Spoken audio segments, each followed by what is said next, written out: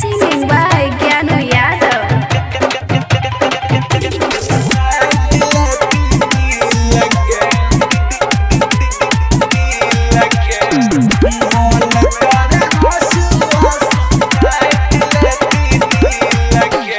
शादी हो गए ससुरा गेली जानू तो हमारा भुलाई देली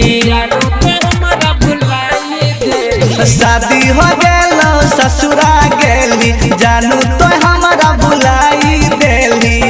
याद आवे तोहार होइया याद आवे तोहार होइया जियल नु सकी लगे मन करे खुरा पीस छील लेती दी लगे मन करे हंसुआ सा काट लेती दी लगे।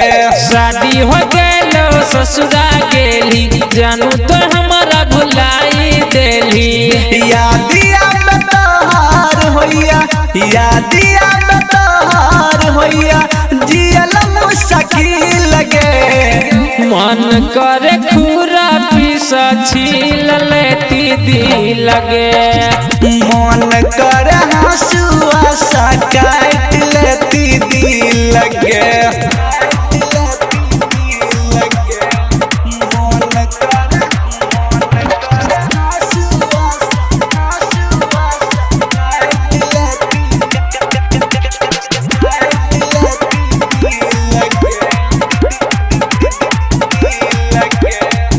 जब जब लागे दिमाग में प्यार के सट गे तब तब होइया हमार बरे कई हट गे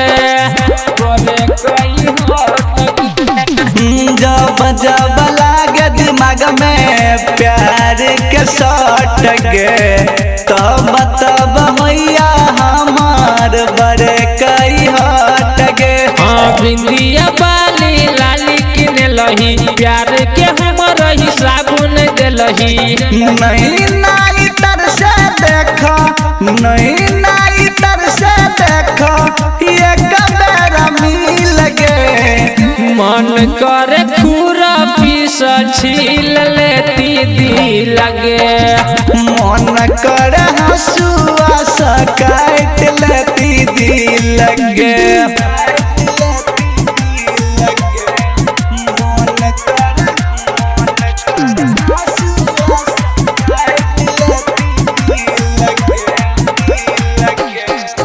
कोही से भूलियो जानू बितल बतिया गलिया के चूमै चलियो सटाई कछतिया हाँ कैसे भूलियो जानू बितल बतिया गलिया के चूमै छलियो सटाई के छतिया।